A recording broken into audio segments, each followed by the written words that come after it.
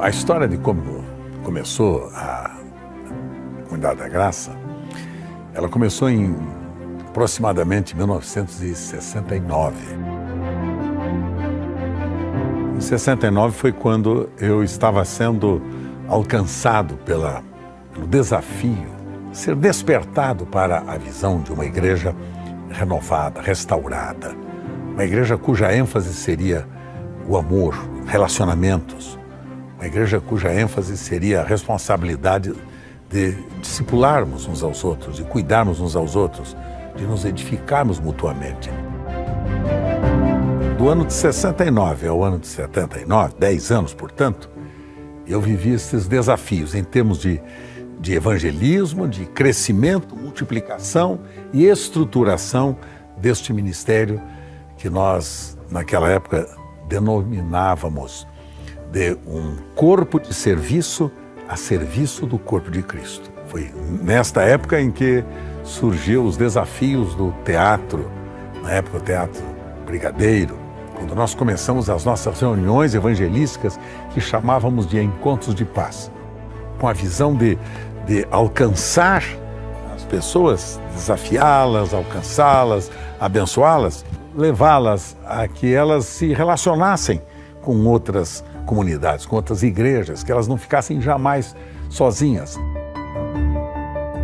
Naquela época nós tínhamos um programa na televisão, na Rede Manchete, e na Bandeirantes, programas de rádio. Fomos os pioneiros nesta época em termos de ministério de rádio e de televisão. Então, começamos a desenvolver e a crescer. E o Teatro Brigadeiro era uma reunião que fazíamos todas as segundas-feiras, que foi multiplicando-se, foi crescendo naquela época e aumentando em termos numéricos, que fez com que saíssemos do Teatro Brigadeiro, que tornou-se pequeno, e fôssemos para o Teatro Nidia Alícia, na Vila Mariana, que era um pouco maior, e então, por fim, logo em seguida, fomos para o Centro do Professorado Paulista. Hoje a influência que a comunidade exerceu, mesmo com o trabalho no teatro também, que foi o reforço, nossa, daí a expansão hoje, mais de 120 igrejas no Brasil, fora do Brasil, e a influência que ela teve, né? O trabalho no teatro foi um celeiro ali de pastores, de obreiros, e onde você vai tem gente que agradece pelo trabalho que foi feito, gente no Japão, nos Estados Unidos, Portugal, diversos lugares, né?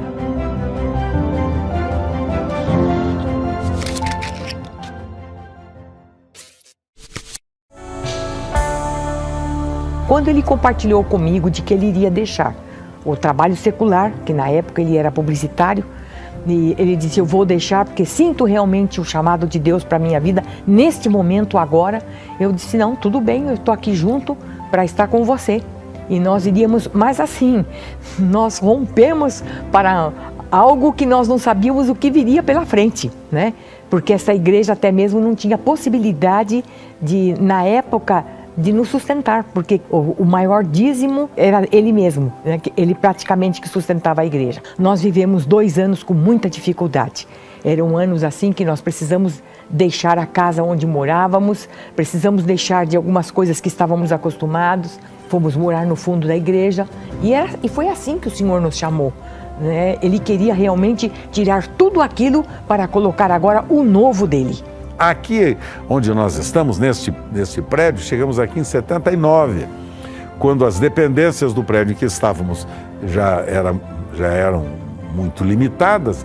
Então viemos para cá, conseguimos aqui um prédio que era uma antiga laminação de metais, fundição de metais. Eu me lembro, por exemplo, a primeira vez que eu entrei na comunidade, eu fui com meu pai, eu entrei no prédio e vi de repente era um prédio assim, antigo, de uma fundição que tinha sido fechada, tinha pingos de solda no chão e tal. Olhei para aquilo, eu olhei para o meu pai, olhei para aquilo e falei: o que meu pai está vendo, né? E o meu pai de fato estava vendo, porque meu pai é um visionário. Construímos, levantamos a nossa galeria, ampliamos, fizemos o que podíamos, era um espaço muito bom nesta região e aqui nós chegamos. Lembro de momentos, por exemplo, que morávamos no fundo da igreja e eu saía às vezes até de pijama, ainda criança, né? Para brincar no pátio da igreja. A nossa comunidade estava em construção ainda. E foi um momento assim muito especial, muito bacana. Eu lembro do meu avô, quando ele improvisou bancos com tijolos e tábuas de madeira, e ele improvisou isso todo o salão. O primeiro culto tinha uma expectativa muito grande, porque ninguém sabia como que vai ser a primeira vez que a gente se reúne nesse lugar. Meu Deus, para encher isso aqui vai ter que ter muita gente.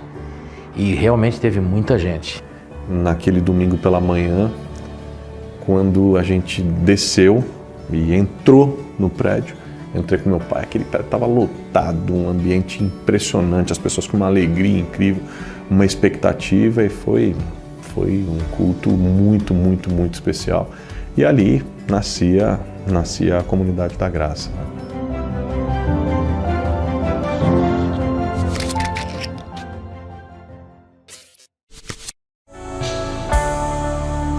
Começamos a formar líderes, a preparar obreiros, e começamos a trabalhar com ministérios, com famílias, com jovens, com mulheres, com os homens, e trabalhando sempre com a visão de formar discípulos, porque esse é o sonho do nosso coração.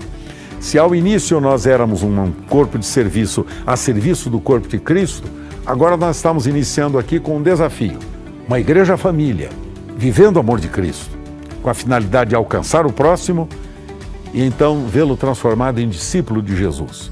Aquele amor, né, que expressa-se na qualidade de serviço que a gente presta, né? A gente aprendeu tanto isso, não só nas palavras, mas também praticando, que é o mais importante, né? É isso que a gente vê, a Comunidade da Graça, a marca dela é o amor, né? A gente sente muita alegria de ver o quanto Deus abençoou a Comunidade da Graça, em todos os momentos que tivemos, lutas, dificuldades, estruturas, mas o quanto Deus permaneceu com que nossa igreja esteja unida, através da palavra, através do amor, dos relacionamentos. Na comunidade eu aprendi uma coisa muito importante, que amar é melhor do que você estar certo. O Beto sempre demonstrou isso. Quando você ama uma pessoa, o coração dela se abre, então ela vai querer aprender o que é certo com você. Estamos vivendo nesses dias um momento muito importante, estratégico na história do nosso ministério. Estamos colhendo os frutos.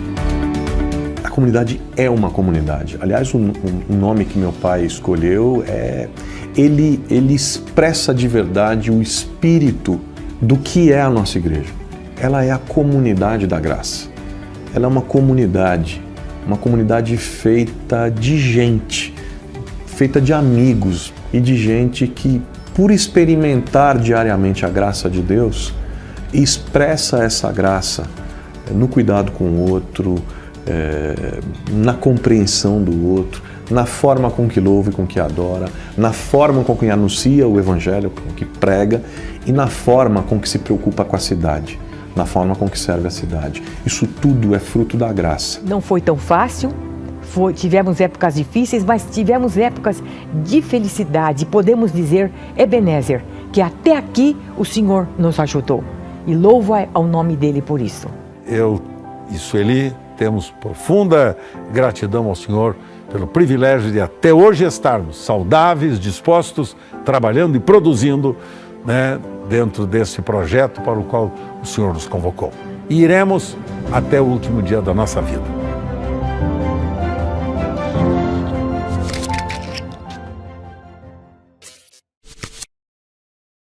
Bom dia, queridos, tudo bem?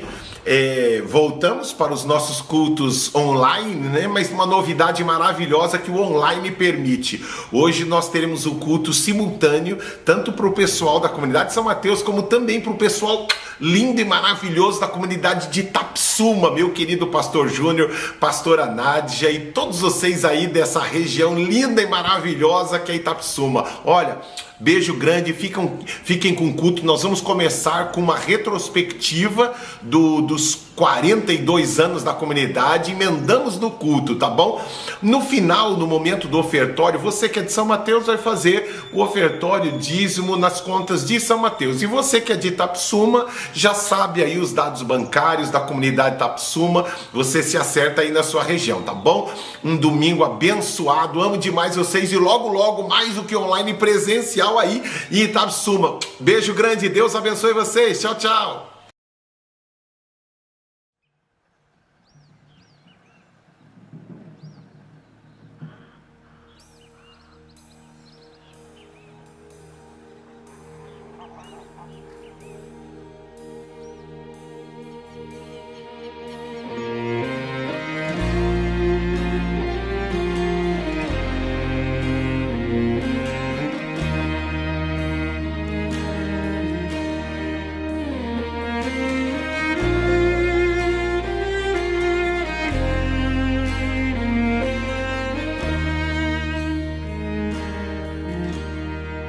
Só em Cristo posso confiar, é minha força, luz, canção, lugar seguro, nele achei, rocha que não se abala,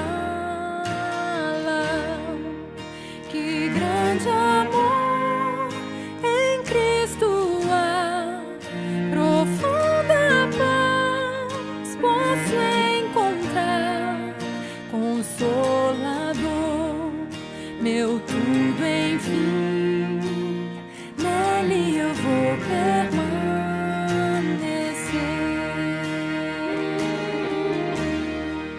Só Cristo homem se tornou, frágil bebê, mas pleno Deus, que dom de amor, justiça e paz, a salvação que a todos traz. Na cruz Jesus se padeceu, divino plano obedeceu, por meu pecado a dor sentiu, por sua morte eu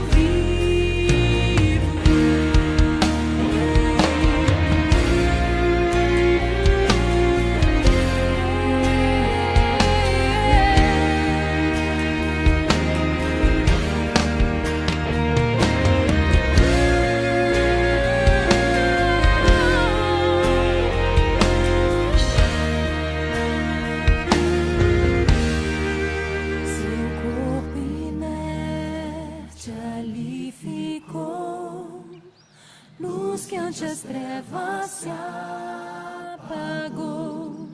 Glorioso dia então surgiu, vivo ele está, ressuscitou. Vitória eterna conquistou, do meu pecado livre estou, de Deus eu sou, e Ele é meu, comprou-me com sangue de Jesus.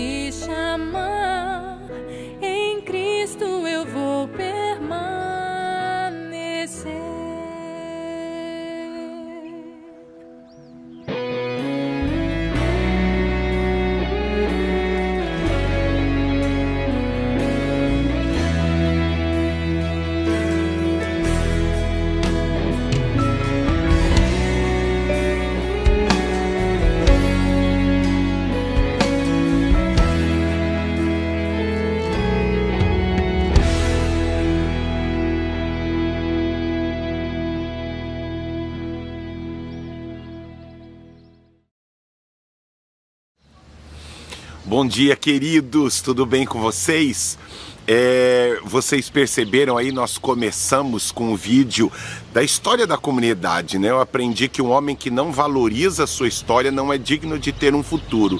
Então nós começamos aí um pouco antes, soltando o vídeo, está disponível depois no YouTube, nós já encaminhamos para muita gente o vídeo da história dos 42, hoje nós estamos comemorando 42 anos da história da Comunidade da Graça, que começou com o pastor Carlos Alberto, pastora Sueli, e isto é importante que conheçamos a história da nossa comunidade. Maravilha? Estamos aqui diretamente de Atibaia e devido ao momento, né, que o nosso país, nossa cidade, o mundo vive.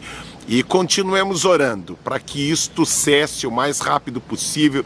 Tem tanta gente sofrendo financeiramente, sofrendo com perdas de familiares, de amigos, e que Deus tenha misericórdia de todos nós. Antes de ir para a palavra, eu queria orar com você, viu? Pai, há tanta gratidão no nosso coração, porque em meio a tantas dificuldades, o Senhor tem nos preservado. Obrigado pelos 42 anos da história da Comunidade da Graça, obrigado pelo pastor Carlos Alberto, pela pastora Sueli, que atenderam ao teu chamado, e obrigado por tudo aquilo que o Senhor já fez e está fazendo na Comunidade da Graça e também na vida de cada um de nós. Fala conosco nesta manhã, Espírito Santo, prepara o nosso coração, envia-nos a tua palavra, arranca aquilo que precisa ser arrancado, e enxerta em nós aquilo que precisa ser enxertado. Nós te amamos. Nós te amamos, eu rogo a tua bênção sobre aqueles que estão na sua casa, no trabalho, no ônibus, aonde quer que estejam, Senhor, ouvindo a tua palavra. Fala com cada um de nós. Eu lhe peço, Espírito Santo, no poderoso nome do Senhor Jesus. Amém, amém e amém. Maravilha? Então, eu queria continuar aqui, nós estamos explorando as riquezas do Evangelho de Mateus, e eu queria voltar, insisto aqui, não vamos ter pressa, nós vamos sugar o máximo de ensinamento possível aí do livro do Evangelho de Mateus. Não sei quanto tempo teremos estes cultos online, enquanto tivermos, estaremos aí desfrutando destes lugares lindos. Gostaram, né? Aqui é Atibaia, terra maravilhosa que eu aprendi a amar, terra da minha esposa, né? Ela é nascida em Atibaia e vamos em frente, vamos lá, chega de prosa. Evangelho de Mateus, capítulo 26, nós vamos ler do 20 ao 25, nós vamos falar hoje sobre a síndrome de Judas. Pastor, mas o senhor já falou a respeito de Judas? Meu irmão, tem tanta riqueza ali que nós precisamos aprender coisas que devemos reproduzir e coisas que não devemos reproduzir. Então hoje eu quero me deter na síndrome de Judas. Vamos lá? Ao anoitecer, Jesus estava reclinado à mesa com os 12. E enquanto estavam comendo, ele disse: digo-lhes que certamente um de vocês me trairá. Olha lá, Jesus está falando com todos e ele diz aqui, ó, o foco era Judas. E ele está lá, um de vocês vai me trair. Eles ficaram muito tristes e começaram a dizer-lhe, um após o outro: com certeza não sou eu, Senhor. Com certeza não sou eu. Afirmou Jesus: aquele que comeu comigo do mesmo prato há de me trair. Próxima, mais uma advertência. Tô falando com um de vocês. O Filho do Homem vai, como está escrito a seu respeito. Mas ai daquele que trai o Filho do Homem. Melhor lhe seria não haver nascido. Mais outra advertência, terceira advertência aqui. Então Judas, que havia de traí-lo, disse: com certeza não sou eu. Aí, irmãos, aí trazendo para a linguagem popular, né? Como se Jesus perdesse a cabeça. Não, peraí, tô falando com você, você não entende? Então, aí Jesus: mestre, com certeza não sou eu, mestre, disse Judas. Jesus afirmou: sim, é você. E eu queria aqui que a gente tirasse um foco na questão, né? Por que eu falei síndrome de Judas? Síndrome está ligada a características, está ligada a hábitos, a atitudes, manias, né? Detalhes do dia a dia. Então eu queria, às vezes a gente olha para Judas pensando só na questão do traidor, mas eu queria chamar a sua atenção que Judas, ele estava na mesa com os 12, ele era, segundo alguns estudiosos de comportamento, ele era um dos mais hábeis, ele estava sentado com os discípulos de Jesus, ele andava com Jesus, comia com Jesus, passeava com Jesus, ouvia Jesus, era um dos mais hábeis, tinha talento, tinha habilidade que os outros não tinham. Mas quando Jesus começou a falar, ele, imagina aqui a cena, né? Olha, um de vocês vai me trair. Aí Judas olha para os outros 11 discípulos, ele começa a olhar, falou, será que é Pedro? Será que é Tiago? Não. Esse João todo meloso, esse cara não me engana. É com ele, eu acho que ele é o cara. É com ele que Jesus está falando. E aí é onde eu entro na tecla da síndrome de Judas. Que muitas vezes, irmãos, Deus está falando com a gente, enviando a sua palavra, e nós, de uma forma religiosa, temos habilidades, temos dons como Judas tinha, nós temos posições muitas vezes na questão da estrutura da nossa comunidade, da igreja como um todo, e aí Deus começa a falar conosco, nós vamos nos cultos e participamos de tantas reuniões, e a gente muitas vezes, né, em especial pastores, líderes de células, líderes de pequenos grupos, eles começam a ler livros pensando assim, olha como o meu grupo precisa ouvir isso, nossa, que palavra maravilhosa para a igreja. Alguns até colocam o pastor numa posição as pessoas que têm essa síndrome de Judas são aqueles que quando terminam o culto chegam e dizem assim, pastor, que palavra maravilhosa, o ministério de louvor precisava ouvir isso, pastor, os diáconos da igreja precisavam ouvir isso, pastor, isso é resposta da minha oração, porque os jovens, os adolescentes precisavam ouvir isto, as mulheres, e vai. Isso quer dizer, todo mundo precisava, menos ele. Eu me lembro, até tive uma reunião com um grupo de pastores do Nordeste, em especial da Bahia, e o Paulo relembrou uma historinha que ele contou quando foi ministrar na nossa comunidade alguns anos atrás, o Paulo de Salvador, Paulo e Viviane, beijo grande para vocês, e ontem eu pedi que ele contasse novamente a historinha. Na história era o seguinte, um pastor, ele cuidava lá da igreja, e ele ministrava lá, e tinha um membro lá da sua igreja que com essa síndrome de Judas. Toda vez que acabava o culto, ele chegava no pastor e dizia, pastor, que palavra maravilhosa, era tudo que os jovens precisavam ouvir, era tudo que o ministério de louvor, e o pastor começou a ficar agoniado, porque ele nunca dizia, Deus falou comigo, era sempre, pastor, Deus te usou para falar com esse, Deus te usou para falar com a Joana, com a Maria, pastor, que coisa maravilhosa, era tudo que o Antônio precisava ouvir.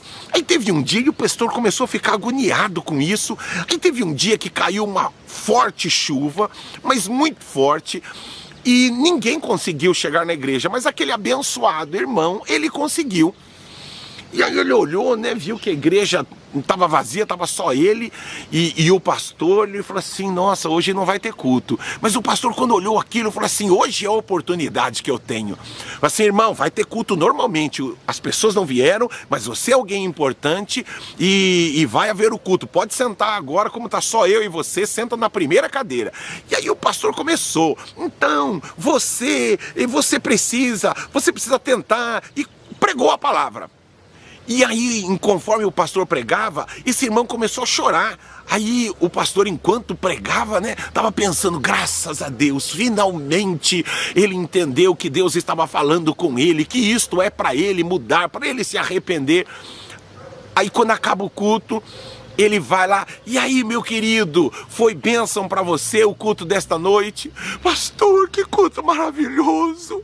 Mas eu comecei a chorar, pastor, porque essa era a palavra que o irmão Antônio precisava ouvir, mas por causa da chuva ele não veio. Aí o pastor ficou arrasado. Mas essa é a síndrome de Judas, irmãos, aonde a gente vai para o culto de uma forma religiosa e automática, gente séria, que muitas vezes senta lá, está envolvido, ele está preocupado com a iluminação, ele está preocupado com o som, ele está preocupado com a decoração, ele está preocupado com a mesa, com a recepção, e ele não consegue parar.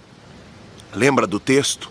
Aquietai-vos e sabei que eu sou Deus. Meu irmão, é maravilhoso você ajudar no som, ajudar na transmissão, organização, e tira e põe, mas você precisa parar e dizer, como disse Samuel, Senhor, fala que o teu servo ouve. Como eu e você precisamos tomar cuidado. Eu venho de uma segunda geração de pastores, sou filho de pastor, meu pai e minha mãe pastoreavam, né? Meu pai era um missionário, e então eu cresci nos bancos da igreja, dormindo em banco, acordando embaixo de banco e frequentando vigília, frequentando tudo, e como eu e você precisamos tomar cuidado para não sermos picados por essa síndrome de Judas e deixarmos de ir para os cultos, para as reuniões com a expectativa. Fala comigo.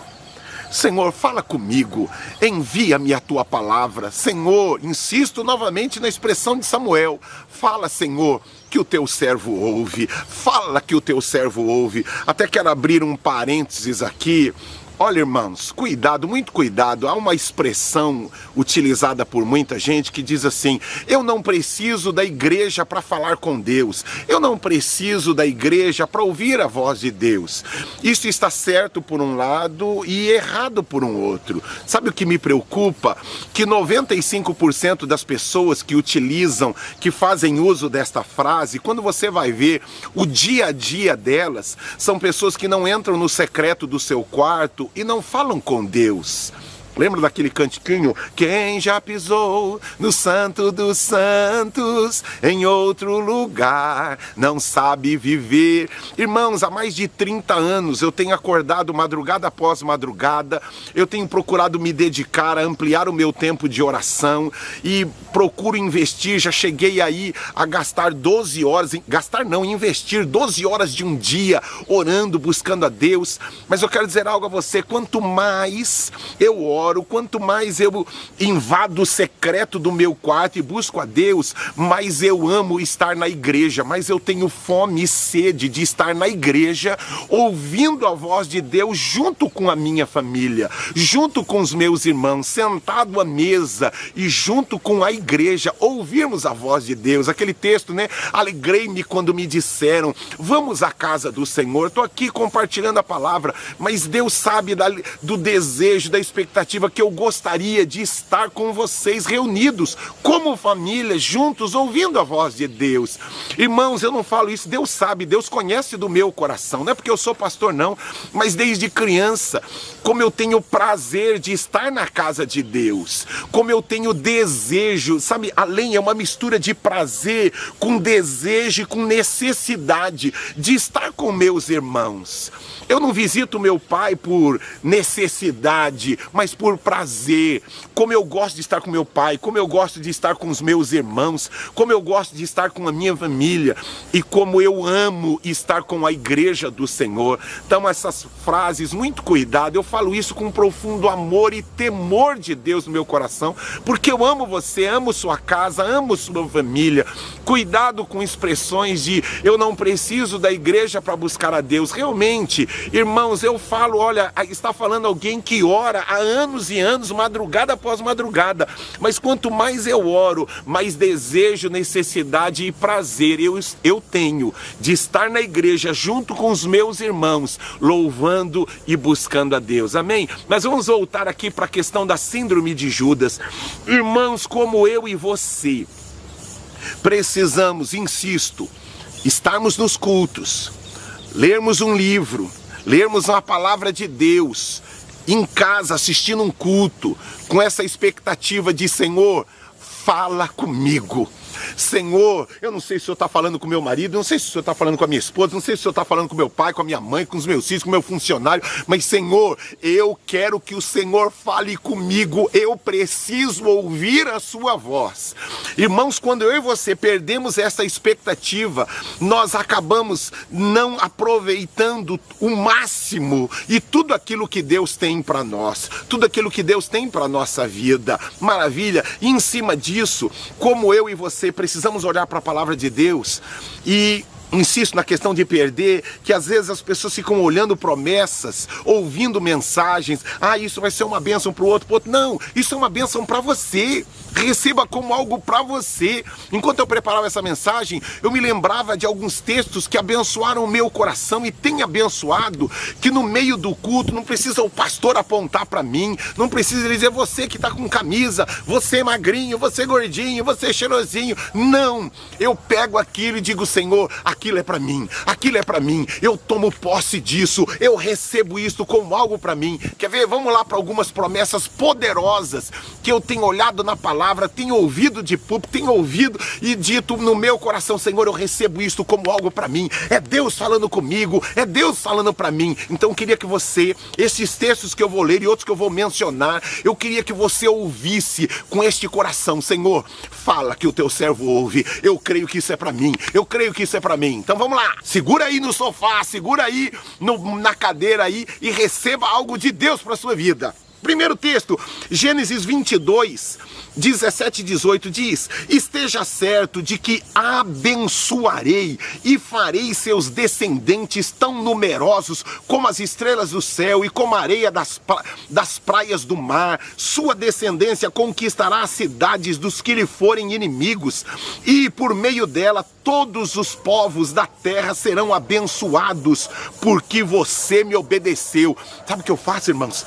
Receba isso daqui como algo de Deus para o seu coração. Senhor, eu tenho obedecido a tua palavra e por causa disso eu abençoarei todas as famílias da terra. Eu vou abençoar os meus vizinhos. Está aí minha querida Sueli. Senhor, hoje de madrugada eu orava abençoando a Sueli, abençoava o meu vizinho Reginaldo. Senhor, eu declaro que eles serão abençoados por causa da minha presença. Eu abençoarei os meus funcionários, eu abençoarei os meus patrões. Senhor, está escrito que todas as famílias da terra serão abençoadas por causa de mim. Em ti serão benditas todas as famílias da terra. Senhor, eu tomo posse disso e eu declaro que a minha família vai abençoar muita gente. É mais, irmãos, do que você ter uma empresa ou ter o seu salário. Senhor, isso aqui é para mim. Não, Senhor, está escrito que se eu obedecer, eu vou abençoar muita gente. Eu sou assalariado, mas eu vou pegar aqui esse leite, eu vou pegar esse pacote de arroz. Senhor, eu vou abençoar alguém. Senhor, eu vou abençoar meus funcionários, eu vou abençoar meus gerentes. Senhor, eu sou uma máquina de abençoar. Receba como algo de Deus para a sua vida. Diga aí na sua casa, eu sou uma máquina de bênção. Isso quando Deus falou pensando em mim. Eu vou abençoar todo mundo que se aproximar de mim. Quer ver outro texto poderoso? Salmo 127, verso 4. Como flechas nas mãos do guerreiro são os filhos nascidos na juventude. Como eu e você precisamos olhar para os nossos filhos. Não é criar filhos, mas é formar filhos. E a Bíblia está dizendo que eles são flechas. Por que são flechas? Porque eles alcançarão, eles irão mais longe do que a gente. Toda consagração de filhos, eu bato muito nesta tecla. Seus filhos, olhe para os seus filhos dizendo: vocês vão mais longe do que eu, vocês vão alcançar mais, vocês vão prosperar mais, vocês vão abençoar mais. Os lugares que eu só sonhei e nunca pude ir, mas vocês irão, porque está escrito, e eu tomo posse, e Deus escreveu isso para mim, Deus escreveu isso pensando em mim. Isso, irmãos, Judas não pensa assim. Aquele que tem a bactéria, o vírus, né, a doença de Judas, dessa síndrome de Judas, pensa que isso é pro outro. Isso é pro outro, isso é pro João, isso é pro Antônio. Não, meu irmão, receba como algo de Deus tudo o que foi escrito. A aquele que é poderoso para fazer tudo em todos. Ó, guarde isso, aquele que é poderoso para fazer tudo em todos. Então vamos lá, outro salmo, Salmo 103, verso 3, ele é o que perdoa todos os seus pecados e cura todas as suas doenças. Quanta gente já não saiu da cadeira de roda, já não se libertou do câncer, confessando essa palavra: Senhor, está escrito que o Senhor, além de perdoar os meus pecados, o Senhor sarou todas as minhas enfermidades. Então eu declaro para o meu câncer, eu declaro para a minha pedra, eu declaro, Senhor, para a dor nos ossos, eu declaro no meu sangue que o Senhor sarou todas as minhas doenças. Eu recebo isto para a minha vida, eu profetizo baseado na tua palavra, Senhor. Está escrito que o Senhor vela pelo cumprimento da sua palavra, e está escrito, e eu recebo para a minha vida a cura completa. E aí, sabe, irmão, sabe o que ocorre? Deus cura você. Deus cura você. Hebreus, né, que nos ensina que é impossível. Como que um homem desagrada a Deus? Deixando de crer que Ele é recompensador e galardoador daqueles que o buscam. Está lá o texto de os heróis da fé no livro de Hebreus. Quer ver outra promessa poderosa? Salmo capítulo 2, verso 8. Pede-me e te darei as nações como herança e os confins da terra como tua propriedade. Olha que texto poderoso. Esse foi o texto que Reinhard Bonk, quando ainda pastoreava 120 pessoas, ele disse: Senhor, está escrito, pede-me e te darei as nações por herança. Senhor, eu quero te pedir 100 milhões de almas, eu quero alcançar 100 milhões. Falaram para ele: você é louco, meu, acorda, você é louco, você virou corintiano agora, ficou louco. Brincadeira, irmãos, mas ó, você é louco. Irmãos, não há nada demasiadamente grande, não há nada demasiadamente difícil para o nosso Deus. Ele pegou esse texto, e eu tenho utilizado esse texto. Eu olho para aquele mundaréu de condomínios e de fábricas. Irmãos, é loucura. Nós estamos com uma dificuldade absurda para pagar o aluguel mensal. Como que chega alguém e pede, como eu orei hoje de madrugada: Senhor, eu não quero eu não quero 2, eu quero todos os galpões do meu quarteirão, de onde nós estamos. Irmãos, quando a gente olha para o momento que nós estamos vivendo, nós estamos fazendo uma loucura para conseguir pagar o aluguel. Aí vem um louco chamado Davis, mas que crê na palavra e diz: Senhor, está escrito, pede-me e te darei as nações por herança. Eu tenho olhado para aqueles condomínios e falo: Senhor, eu quero todas as famílias desses condomínios, e tá aparecendo um monte de condomínio aí, né? E eu tô pedindo: Senhor, cada uma das famílias, converte a todas, atrai como um imã. E eu não quero só os que moram nos condomínios, não. Eu quero os que trabalham nas fábricas, eu quero aqueles que brincam lá, que jogam bola lá no clube onde o Altair é diretor lá. Senhor, eu quero os que trabalham no comércio, eu quero todos. Pede-me e te darei as nações por herança. Irmãos, nós precisamos olhar. Isso aqui Deus escreveu pensando em mim. Se livre desta síndrome de Judas. Olhe para esse texto dizendo: Deus escreveu isso pensando em mim. Ele sabia que um dia eu estaria na minha casa ouvindo isto. Outro texto poderoso, Marcos 9:23. Se podes, lembra daquele homem? Se podes, ele veio com uma necessidade apresentando diante de Jesus. Ninguém consegue curar meu filho, ninguém consegue. Se podes. E disse Jesus: tudo é possível àquele que crê. Meu irmão, não existe nada demasiadamente grande, nada demasiadamente difícil para o nosso Deus. Se creres, verás a glória de Deus. Outro texto, e com esse aqui eu quero encerrar, né, que é Josué capítulo 1, verso 15. Ninguém conseguirá resistir a você todos os dias da sua vida. Assim como estive com Moisés, estarei com você, nunca o deixarei, nunca o abandonarei. Como eu tenho utilizado isso na minha vida, momentos em que me bate uma deprê. Você já teve isso? Ah, pastor, o senhor também já tem? Vixe, irmãos, eu tenho direto que me bate um sentimento de que eu tô sozinho, parece que eu tô, que ninguém vai poder me ajudar, que ninguém vai poder me socorrer, que Deus foi pro Japão e esqueceu eu aqui. em Atibaia, esqueceu eu em São Mateus, inúmeras vezes. Aí eu me lembro desse texto: Senhor, tu dissestes que nunca me deixaria, que nunca me abandonaria, ainda que eu não sinta, Senhor, eu creio que tu estás comigo, a tua mão está comigo, Senhor, vem, Senhor, tudo aquilo que se levanta querendo me derrubar, destruir a minha casa, a minha família, minha empresa, esta comunidade, Senhor, eu sei que tu estás comigo, o Senhor escreveu isso pensando em mim. Amém. Que Deus livre você da síndrome de Judas, de achar que aquilo que está sendo falado é para todo mundo, menos para você. Ouça, hoje Deus falou com você. Você está entendendo? Se nós estivéssemos lá na igreja, eu ia pedir para alguém dar um cascudo santo em você, para chamar a sua atenção. Meu irmão, levanta-te e resplandece, porque a glória do Senhor está nascendo sobre você. Amo demais você, amo sua casa, amo sua família. Eu queria fazer uma oração misturada também com o momento de ofertório. Estão aparecendo aqui os dados da nossa conta. Seja fiel ao Senhor.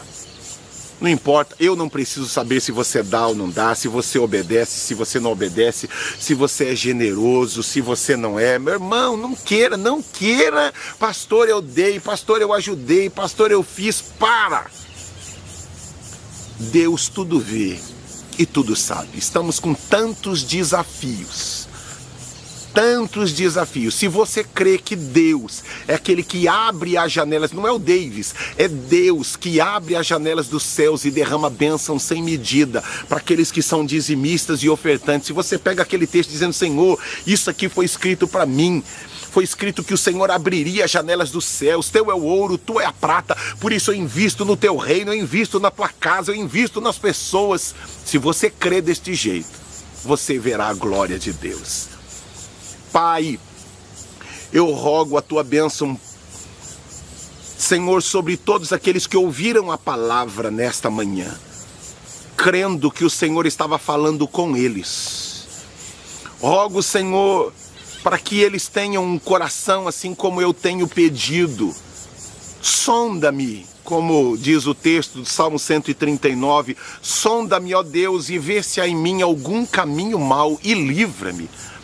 Arranca toda a síndrome de Judas, de nós acharmos que tudo aquilo que está sendo falado é para os outros e não para nós. Não, Senhor, nós recebemos que a obediência vai produzir bênção, não só na nossa vida, mas na nossa família e nas gerações que virão a partir de nós. Cuida de cada um, aqueles que estão sendo fiéis, entregando o seu dízimo e entregando a sua oferta, aqueles que estão ouvindo a tua palavra. Senhor, cuida de cada um de nós, cuida da nossa família. Senhor, eu profetizo saúde, eu profetizo amplitude de visão. Senhor, eu não morrerei, e aqueles que estão crendo não morrerão, sem antes verem o cumprimento de todas as suas promessas na vida deles. Seja assim, para a glória do teu nome. Amém, amém e amém.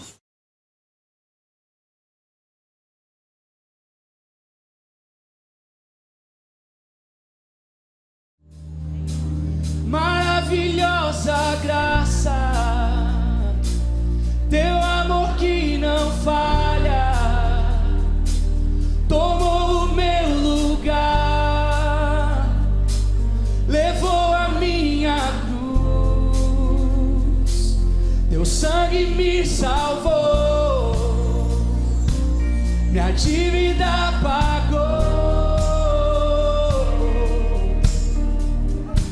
Jesus, eu canto, porque hoje livre sou. Com as suas palmas, cantemos juntos. Maravilhosa graça, declaro, teu amor que não falha, tomou o meu lugar, levou a minha cruz e o poder do sangue me salvou. Dívida pagou.